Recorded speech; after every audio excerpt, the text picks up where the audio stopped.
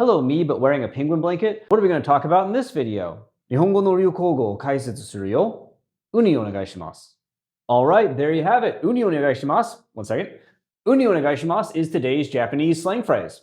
So this phrase is one of my favorites that I've encountered this year and literally just means, of course, sea urchin please, but has evolved into a term for a specific kind of textual phenomenon that exists in Japanese, which can appear when Japanese people use a specific phrasing for asking someone to do something, which is verb yo ni onegai shimasu. As you can see in this example here, which uses the phrase to politely ask you to pay the exact amount on your bill. Now, on this image, there's no problem whatsoever, but if, for instance, a speech bubble or a piece of paper or whatever is not the right size, the sentence can get cut off in odd parts. And if you cut it off right after the first yo and create the second sentence there, it looks like you're saying uni onegai shimasu, or sea urchin please. Now, this has existed probably throughout the history of written Japanese. For instance, I was able to just stumble across examples like this one here, just looking through data. So I imagine that somebody has seen an uni onegai shimasu and laughed at it or talked about it to their friends and had a collective giggle, maybe even up to hundreds of years ago. The reason this became a thing that people were talking about online is apparently this company here, known as Natech, as they released a series of placards that were bought by a lot of stores, which requested people not to flush trash down a toilet, but for whatever reason, broke up the phrases into two lines where the second one starts with uni onegai shimasu.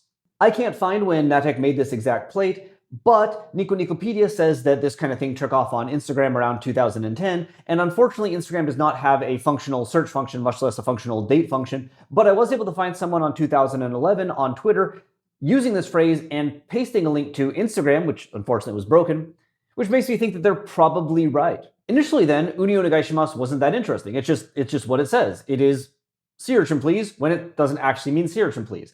But after kind of a decade or so of play, the main evolution just being that people found different signs that had this phrasing.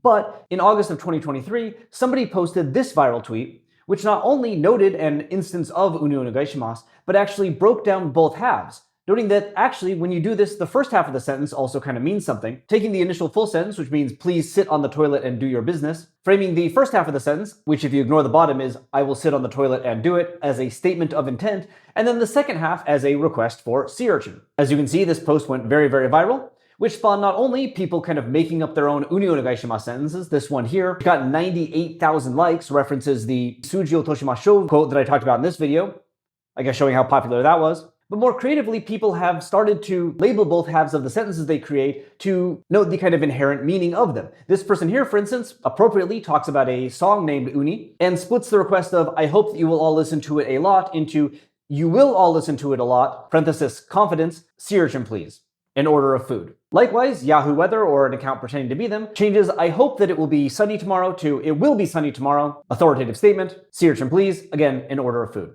There's not much you can do with the second half. My favorite bit of this though, thank you for hanging around to the end of the video, is that this has all created the phrase Uni Koubun as a term for these kind of sentences. This specific phrase has been in use since at least 2001 and 2002, although these examples don't have too much context. But from what I can tell, Uni Koubun took off as a phrase really around 2024. This compilation you're looking at here actually notes an expansion too, as rather than just literally saying uni onegai shimasu now, an Uni Koubun is any sentence which has uni something at the end of it. For instance, on the top right, we have sea urchin do their best.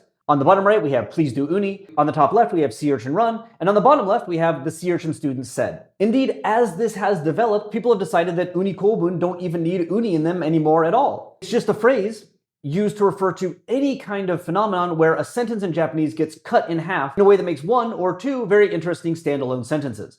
For instance, the person here uses uni koubun to refer to a McDonald's ad, where in a sentence that is supposed to state that clown-like face is cut off so that the P in Piero is on one sentence, whereas the arrow part alone is on the second half, making it so that if you just read the second half of the sentence, the clown now has a erotic-ish face. All in all then, this kind of makes uni koubun similar to the phenomenon of kemming in English, which is one of my favorite kind of language-related English slang words. If you're not familiar, kerning in English refers to the use of spacing in English sentences to make sure that everything is readable and looks good, especially in graphic design.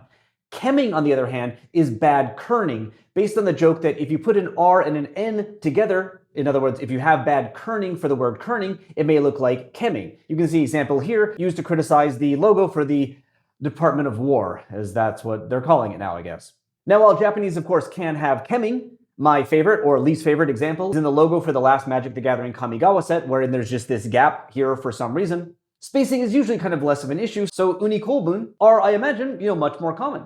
But that said, this seems like a good example for cultural exchange. Japanese people can start using kenmingu, right? That'd be fun. And I'm sure that these kind of sentences appear in English too, so why don't we just call them seirtion sentences? I've noted many times on this channel where people on this app end up saying things that become like linguistic phrases, so here's my attempt. これから seirtion sentences をたくさん使いますよ。ウニお願いします。